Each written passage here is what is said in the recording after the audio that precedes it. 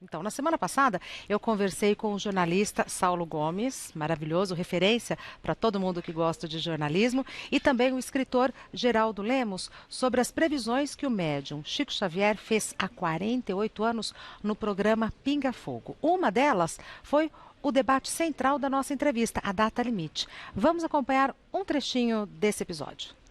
Das previsões que Chico Xavier fez, muitas já são realidade. Já são realidade. Por exemplo, a água na Lua. Exatamente. Outras também no campo da medicina. Chico Xavier é um extraordinário médium de presciência, que é um tipo de mediunidade classificada por Allan Kardec no seu último livro, A Gênese, os Milagres e as Predições segundo o Espiritismo. Em 68 eu fiz a primeira entrevista com o Chico em maio. Em outubro nós tivemos o transplante, o primeiro transplante vitorioso na América, aqui no Brasil. Eu fui entrevistá-lo e ele disse aquele jeitinho que você melhor conhece. Ele parou e disse assim, olhando assim, disse assim: o nosso Bezerra de Menezes, que foi um grande espírito, um médico cearense, né?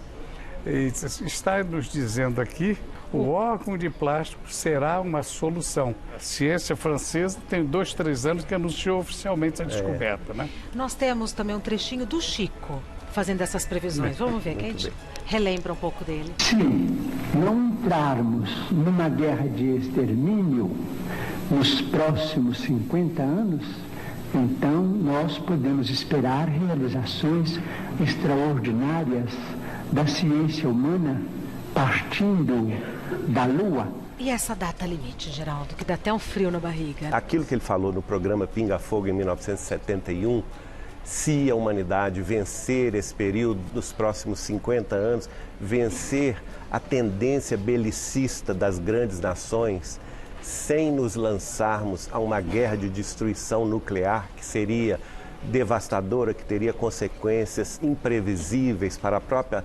humanidade, se e somente se a gente vencesse esse período, aí nós entraríamos num ciclo virtuoso de desenvolvimento científico, tecnológico, médico, espiritual e também socioeconômico e político na humanidade, para que em 2057 a Terra se elevasse na hierarquia dos mundos habitados. E eu estou conversando aqui com Isabel Mazzucati, que era amiga do Chico Xavier. Além disso, é fundadora e presidente do Centro Espírita Jesus Redivivo. Prazer em te receber. Obrigada. Você conviveu com o Chico Xavier? Olha, primeiramente, boa tarde a todos. É um prazer imenso estar aqui. E desde 1964, foi quando o meu marido, eu era recém-casado, ele era amigo do Chico. Tá. Então ele me disse o seguinte, eu queria te dar um presente. Eu disse, o que eu quero é conhecer o Chico. Para mim seria o maior presente. Porque desde 10 anos eu estudava as obras do Chico Xavier. Desde meninota? Desde meninota. E me atraía demais a caridade, sabe? Tudo que a gente vê, as pessoas sofrendo, eu acho que muitas vezes a pessoa pode se erguer. Basta que tenha, às vezes, uma oportunidade. Sim. Nós temos aqui no Brasil aquele grande escritor, não é? Que foi ele morou inclusive na favela, era o Machado de Assis. Sim. Pois é, a madrasta, quando casou com o pai dele, ensinou a ler e escrever em papel de pão. E daí ele deslanchou. Daí ele deslanchou, quer dizer, as pessoas às vezes precisam realmente de uma oportunidade. De uma oportunidade. E o nosso Brasil acho que está preparando para isso. Você acha, é isso que eu queria, você acha que a gente, falando do Brasil, com relação à data limite, a gente está entrando nesse círculo virtuoso, que foi o que o Geraldo mencionou, ou você acha que a gente está perdendo o bonde? Não, eu acredito muito, sabe, na intercessão de Jesus. E a Terra, nós brasileiros, nós estamos preparados sim. Porque a gente convive com uma grande multidão, sabe, como espírita. E eu vejo as pessoas interessadas como ajudar, como tirar às vezes uma pessoa de uma situação. E isto a gente se alegra, porque afinal de contas, como disse o Saulo Gomes, o Brasil é a pátria do Evangelho. Nós vamos exportar, não é a riqueza material, mas nós vamos exportar, sabe o que? A fraternidade. Quando? Quando? Nós já estamos começando. Já começou? Já começou. Sabe por quê? As pessoas que saíram do Brasil para morar fora e entram em contato conosco, eles dizem, olha, não é totalmente diferente do nosso país. Aqui, por exemplo, uma pessoa vai trabalhar em casa. A gente fala, não precisa trazer comida, a gente oferece o almoço, um copo d'água. E em alguns países a pessoa tem que levar até a água. É mesmo? Eles não deixam, isso eu sei porque me ligam, né? Então não tem De essa fora. amorosidade? Não tem, Tá. não tem. Então o Brasil, eu acredito que essa data limite, como eles falaram, ela existe.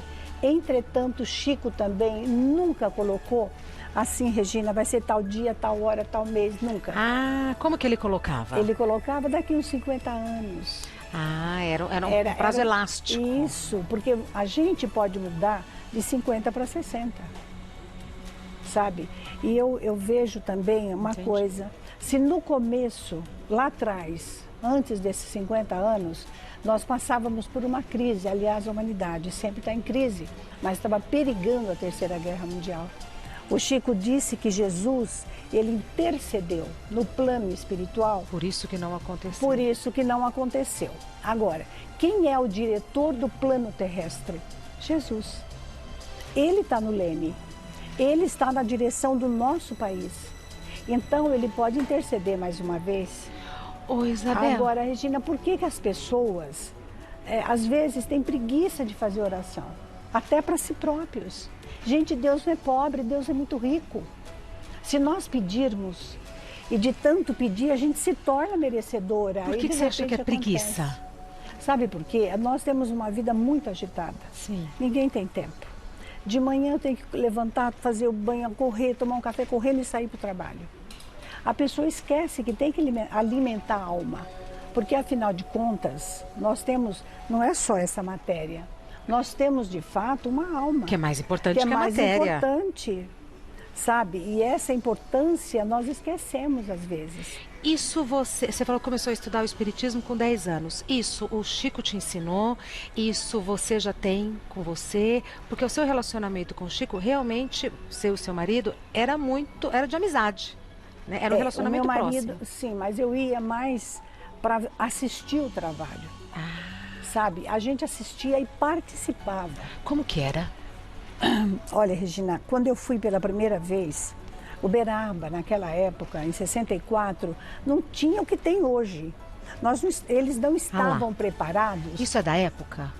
Sim, deixa eu ver.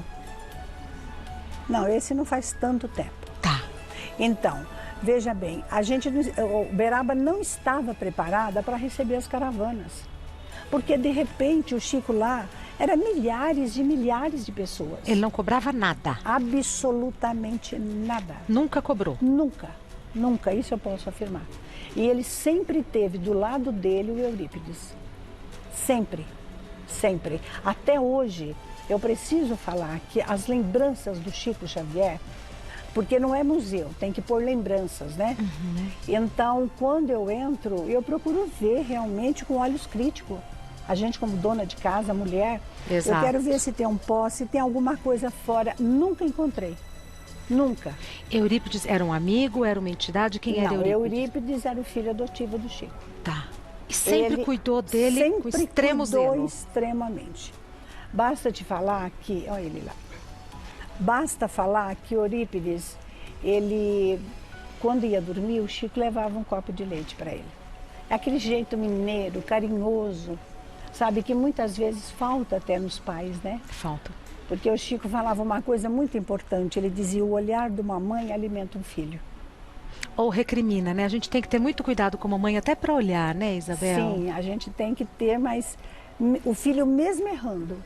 Isso, tem que ser um olhar amoroso. Com aquele amor, É. de perdão já, mas depois não faça mais. Claro.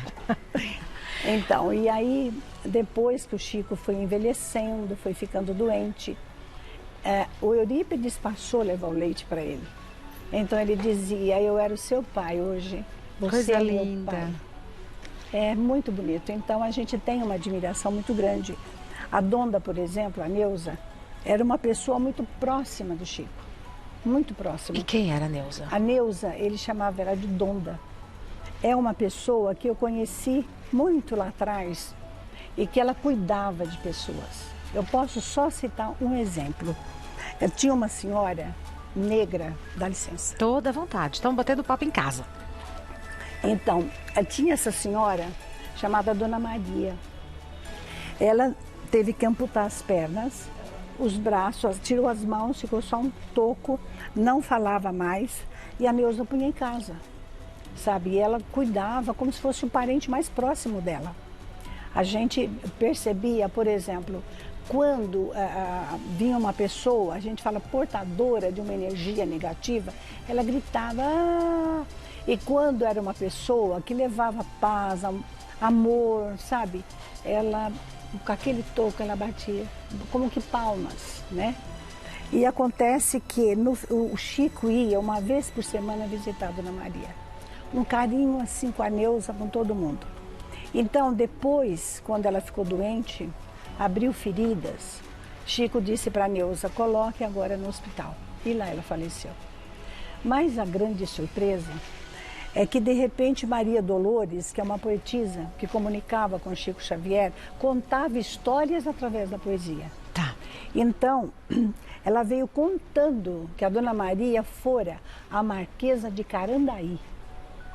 E ela tinha um orgulho muito grande. Quando ela faleceu, ela ficou sofrendo muito, muito, até que a misericórdia de Deus a recolheu. Ela foi levada para uma colônia, onde ela passou a trabalhar, lavar louça, fazer qualquer serviço. Mas chegou uma hora que o diretor a chamou e disse, olha, você vai ter que agora reencarnar. E você vai ter uma reencarnação muito difícil.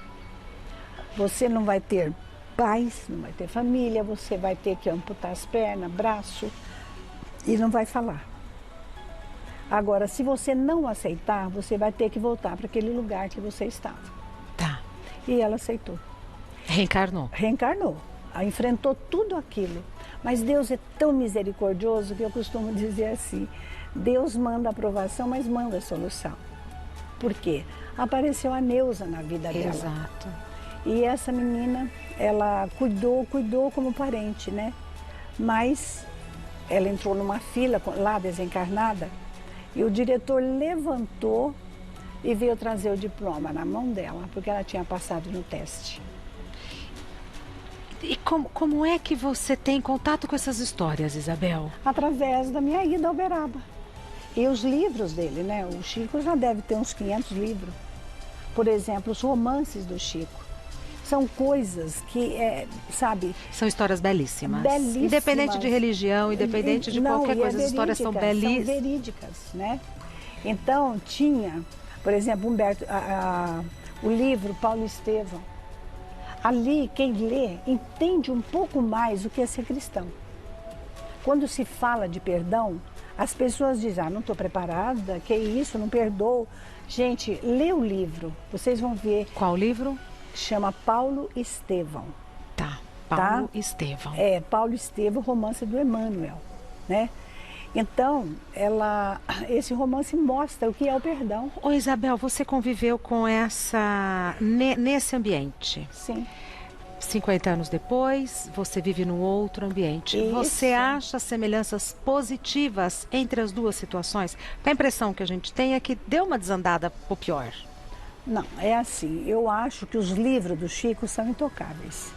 Isso veio de lá para cá, porque o médium, ele é um filtro, ele vai filtrar o que os espíritos estão passando. Tá. Nem sempre o médium é um filtro que a gente pode dizer bom, não é? Tem uns que quebram, tem uns que... Explica muita coisa. Então, Chico, o filtro mediúnico de Chico Xavier era o mais puro, pelo menos que se tem notícia. Entendeu? Porque muitas vezes ele nem participava. Nem sabia. Nem sabia o que ele estava escrevendo. Falo mais para vocês. Havia uma música, e a música que tocava para o Chico psicografar era rock, orquestrado. Então era muito rápido a mão. Só ele ouvia? Não, todo mundo. Ficava todo mundo. Música, o rock tocando? O rock tocando, orquestrado, e o Chico psicografando. Então, se a música era lenta, era mais lenta a mão. Quando eles punham rock, aquilo ia, que era uma E quem determinava que música que ia colocar? O Chico pedia? havia como que um gesto.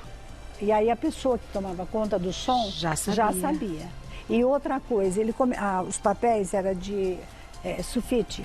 Então ele sempre começava, se você pegasse uma régua e medisse, ia ser sempre a mesma coisa. Ele começava sempre assim. Quando você colocava as mensagens, igualzinho. batia igualzinha. E assim, e tinha que ser aquele lápis que era da Fábio. Eu sei. E ele pegava, principalmente quando era Emmanuel. Sempre a lápis. Sempre a lápis. Sempre. Outra coisa que me chamava atenção é porque conforme ele ia psicografando, tinha a dona Isilda, né, que ficava na ponta da mesa perto dele, tirava e ela ia virando as mensagens, ela ia virando. Gente, como é que pode? Ele já estava na psicografia quando ele saía da salinha. Naquela psicografia era o Dr. Bezerra de Menezes. Era 3.000, 5.000 receitas numa noite. Havia uma fenda na porta e um aparador. Então, conforme as mensagens saíam, aí o seu Ítacar, que ficava lá, ele arrumava e jogava ali. E o povo lá fora estava esperando e chamava o nome. Tinha pessoas que não estavam presentes. Era em cima a doença que a pessoa sentia. Qual a sua experiência mais marcante com o Chico? Se é que dá para elencar uma. Olha, Porque para mim tudo é marcante, né? Regina, eu vou falar uma coisa para você. Se tirasse a mediunidade do Chico, não é? Porque ele era um fenômeno. Sim. Mas vamos supor que tirasse tudo isto. Restava o quê? A pessoa dele. O homem. O homem de bem, o homem que evoluiu, que era fiel a Jesus, a Maria Santíssima. Uma conduta pessoal irretocável, né, Isabel? Regina, você disse a palavra certa. Irretocável. Agora, o que me chamava atenção e que eu aprendi, procurei aprender até hoje, eu estou exercitando. O Chico, ele tinha um autocontrole. Em que sentido? Em tudo. Olha, você vê, tantos anos eu entrava na casa dele, a gente participava de reuniões pequenas, lógico, de outras pessoas, né, até de outros estados. Eu nunca vi o Chico alterar a voz. Eu nunca vi o Chico, por exemplo, aqui em São Paulo, nas noites que ele fazia, né, de autógrafo, lá no Centro Espírito União da nossa amiga Nena Galves, aonde ele hospedava, sempre ali, era 3.000, 5.000 pessoas, inclusive ia muitas artistas, né? Então você imagina, uma rosa com amor, beijava a mão da pessoa. Então, quer dizer, se fosse eu ia dizer, gente, mas tudo isso, pelo amor de Deus, claro que eu vou sair daqui, não é? Ele não, ele ia naquela toada dele.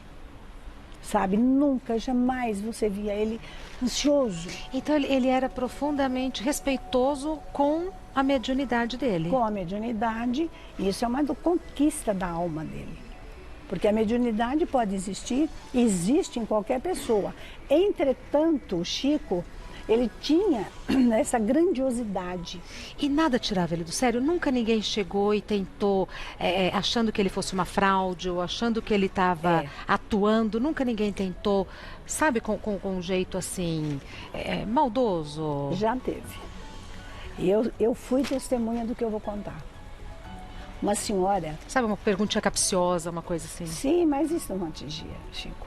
Mas essa mulher, ela estava na porta, ela batia na porta, batia, sabe? E o Eurípides foi abrir, ela disse, eu quero entrar para falar com o Chico, porque hoje eu vou desmascarar ele. Hoje eu vou desmascarar o Chico Xavier.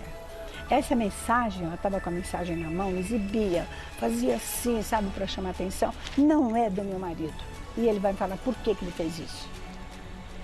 O Eurípides calmamente falou para ela, minha senhora, existe umas certas horários, uma certa disciplina, por favor aguarde um pouco. E aí o Chico vem, ele sentava na varanda e a gente aproveitava, né, como sempre. A gente gostava de ouvir os casos, inclusive o que ele falava era ensinamento para a gente. Isso que eu ia falar. Não é? Era uma aula. Era uma aula. Então... ele sentou e a turminha tudo em volta, coisa e tal. Ele tranquilo? Tranquilo, muito tranquilo. Então, de repente, ele olhava, parece que eu estava no ar. Ele fazia assim, Eurípides, meu filho, parece que tem uma senhora lá que quer falar comigo. Eu falei, e agora? Abriu a porta, ela entrou. Nervosa, pobre. Portadora de uma energia, como é que vocês falam? Portadora de uma energia negativa. É, chegou. Então ela chegou nervosa, coisa e tal, chegou e falou assim, Chico, olha, ele punha a mão aqui. Nele? Nele. Aí olhou para ela, ela falou assim, você é um farsante. Olha aqui, você está vendo isto? Isso nunca é do meu marido. Por que você fez isto? Ela parou de falar, o Chico perguntou para ela, minha senhora, minha irmã, eu te cobrei alguma coisa? Não, você não cobrou. Ele falou, pois é, porque se teu marido está aqui, insiste muito para que eu te dê um recado. Me perdoa, mas ele está pedindo muito. Ele está dizendo, para quando você chegar em casa, aquele veneno que você comprou e pôs do lado onde ele dormia, no criado mudo, por favor, ele pede, não queira morrer para encontrar ele, porque senão você não vai encontrar. Olha, ela estava em pé. A gente assustou, porque ela caiu de joelho, aí queria beijar o pé dele. Quer dizer, o ser humano é assim. Isabel. Pois é, o ser humano é assim, do mesmo instante que está ali brigando, já quer beijar os pés. Veja como muda, não é? Isso é um desequilíbrio. Isso é um desequilíbrio. É um desequilíbrio, eu nunca vi isso nele. Aí ela se convenceu. Sim, naquela hora ela pedia perdão, ela falou, comprei o veneno sim, eu ia me matar. Então você veja, né? Se ela não tivesse ido lá desconfiada do Chico, ela teria se matado. Teria se matado. Aí eu te falo, é a vontade de Deus? Claro que não. Então nem tudo que acontece a gente pode atribuir a Deus. Agora, por que Deus não mandou na hora ali um anjo da guarda, alguma coisa para conter? Muitas vezes acontece pela nossa imprudência. E nós vamos aprender conosco mesmo, com o nosso sofrimento, que não valeu a pena, porque não vai encontrá-lo no plano espiritual. Mas... E uma vez... Conta. Ai, desculpa, é não, tanto caso. Conta. Regina, a gente estava na casa dele porque ele não estava indo no centro, né? Ele ficou um tempo afastado devido à situação dele de enfermidade. Então a fila não parava e ele acabava atendendo todo mundo, porque chegava a virar quarteirão. E eu estava ali naquela sala e eu pude notar. Então a mulher chegou e disse, chorando, até eu chorei, sabe? Porque tem hora que a gente é humana, você vê o sofrimento alheio. Então, comove. Ele disse assim, olha, ela chorando, falou, Chico, nós somos espíritas, nossos filhos casaram, nós poderíamos agora ser muito felizes, por que ele se matou, Chico? E ele sabe das consequências. Eu estou muito preocupada, porque do lado de lá ele vai sofrer muito, Chico. O Chico olhou para ela com toda tranquilidade e disse, minha irmã, aqui está a justiça, o Ministério da Justiça Divina, mas do lado está o Ministério da Piedade. Pronto. Confortou. Saiu de lá mais tranquila. Pronto, acabou. Para lidar com a dor, mas de um outro jeito, de outra forma. Isabel, o que você anda fazendo hoje? Você continua com o centro? O que você faz? Regina, ele falava para mim, eu ainda continuo indo ao Uberaba. Continua? Continuo, sim. Eu vou assiduamente, porque eu agradeço muito a Neuza, ao Eurípides, sabe? Nossa, é uma amizade que eu acho que é uma família. É uma família, né? Família espiritual.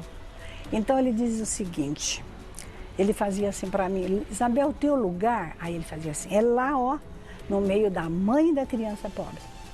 E para mim não era nenhuma revelação, porque desde que eu me entendo por pessoas, eu não posso ver uma mãe sofrer. Mexe muito com o meu coração, gente.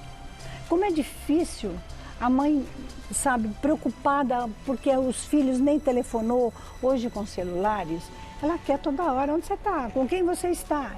Isso mexe com o meu coração, sabe? E aí, eu desde menina, eu fazia campanha e ia para as favelas. Mamãe teve 11 filhos, eu sou a última. Caçula? Caçula. Então, todo mundo manda na gente. Todo mundo pensa que manda. Todo mundo pensa que manda. Então, eu ia mesmo de sábado, sabe, para as favelas. Eu levava aquilo que eu conseguia. Eu já comecei a orientar a criança dentro, eles falam catecismo, mas é evangelização. Comecei a lidar com a mocidade e trabalhando com a mediunidade também. E quando eu conheci o Chico, que ele falava isto, é o maior prazer da minha vida, é a maior honra para mim. Então chegou um dia que ele olhou para mim e disse: minha filha, está na hora de você começar o seu trabalho. Eu olhei para ele e falei: que trabalho? Ele falou: faz evangelho com as portas abertas. Ele deu a entender que eu tinha realmente que abrir um centro. Mas eu, muito boba, falei para ele: aí abriu a porta para quê da minha casa? Ele falou: não, filha, você vai ter uma casa espírita. Falei: eu não sei montar trabalho, não. Sou muito vaidosa ainda, né? A gente imagina, eu logo imaginei que eu ia ter que ficar ali meio... Ele disse: não, Isabel, é só você observar que o trabalho monta sozinho. E montou. É mesmo? É mesmo. Então eu comecei hoje o Rede Vivo, porque ele que pôs tudo assim, sabe? O nome, Jesus Rede Vivo. Eu comecei no fundo da minha casa, no salão que a gente tinha. Meu irmão emprestou um sobrado, fiquei 2 anos lá e comprei um terreno. Nesse terreno, eu lembro que meu marido era advogado. Eu paguei 36 vezes. Então ele virou para mim e disse assim: você vai sujar meu nome. Eu falei: antes de sujar, você paga. Tão fácil, não é? Mas não sujou, porque a gente trabalha em grupo, em equipes. Sozinho ninguém faz nada. Lá é o início, ó, ali, ó. Lá eu comprei aquele terreno. Já tinha uma construção lá no fundo. E uma Kombi, né? Que uma Kombi salva a vida da gente, né, coisa, Isabel? mas deu para fazer muita coisa. Então, ali começou tudo, sabe? Depois que eu saí da casa do meu irmão, eu montei... Aonde é isso? É, Aqui em São Jardim Paulo? Vila Formosa. Tá. Zona Leste. Zona Leste. É. Então, a gente fez realmente um sobrado grande, onde é a Continua creche. aí? Continua. Nesse mesmo lugar? Você não Nesse saiu? mesmo lugar. Ali eu comecei a atender as mães da favela Vila Sésamo e Santo Eduardo. Mas que tipo de orientação que você dá para as mães? Elas vão para a sala de aula. Não é que você dá, não. Elas vão para a sala de aula e cada sala de aula tem 2 monitoras. Então vamos conversar qual é o problema, por que tanto sofrimento, por que será que nossos filhos de repente recebem tanto amor e descamba. A gente ia explicando e foi aparecendo os voluntários, né? No fim da tarde eu ofereci um lanche, isso era de quarta-feira. Até que eu comecei a fazer o prédio e consegui. Então hoje, nesse prédio... Realmente o trabalho se fez sozinho, não é? Sem engenheiro e sem arquiteto. Oh. É. Sozinho entre aspas, né? Porque é fruto do amor, da colaboração, é uma energia que a circula. gente fazia pintura, crochê, bordado e a gente vendia, não é? E isso eu paguei o terreno em 36 vezes e comecei a construir. Então hoje, nesse terreno, eu tenho uma creche. Sabe, esta creche é a menina dos olhos. Eu imagino. Sábado e domingo não tem creche, mas aí eu atendo as mães, os filhos. E nesse trabalho de orientação, eu posso dizer para vocês algum resultado, porque se eu for citar todos, dá livro. 2016, uma dessas assistidas se formou em farmácia. Ai, que orgulho. É. Então é todo tipo de orientação, Todo inclusive tipo, orientação pedagógica. Tudo, é. Hoje ela trabalha num posto. Ai, que orgulho, Isabel. Ela fez estágio na nossa farmácia, que está no outro prédio. É muita história. E é muito gratificante. É, no fim do ano a gente faz a sacolinha de Natal. Cada criança tem um padrinho. E qual a função do padrinho? É vestir, dar um brinquedo, enfim, aquilo que o coração dita, né? Então, nessas sacolinhas, eu lembro muito de 2 meninos e irmãos, que, nossa, gente, eu falava, mas sempre os 2. Eu olhava a sacola e dizia: não puseram a calça, não puseram uma camisa. Eu esperava a loja A sacolinha abrir, dos 2 sempre faltando. sempre faltando alguma coisa. Eu tinha que correr para dar um jeito para comprar, porque não pode ir faltando. Sim. O brinquedo e tudo mais. Esses meninos hoje, eles pertencem ao trio Grená. Lá, eles começaram aqui em São Paulo, eles se orientavam com a gente lá na instituição, compraram todos os instrumentos. Agora, pasme, nunca foram numa escola de música. Eles têm um grupo musical, Trio Grená. Eu vou procurar. O pai voltou a viver com a mãe, canta também. Então eles tocam qualquer instrumento de corda e teclado. Hoje eles estão lá na Bahia. Sem nunca ter frequentado uma escola de música? Nunca. Tudo de ouvido, tudo talento? Tudo de ouvido, é talento mesmo. Talento de fato, puro. porque cantam.